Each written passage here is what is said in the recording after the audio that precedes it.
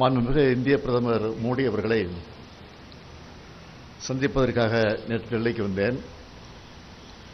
இன்று காலை மாண்புமிகு பிரதமர் அவர்களை சந்தித்துவிட்டு வந்திருக்கிறோம். இந்த சந்திப்பு ஒரு இணைய சந்திப்பாக நடந்தது. பிரதமர் அவர்களே எங்ககிட்ட மகிழ்ச்சியோடு பேசினார்.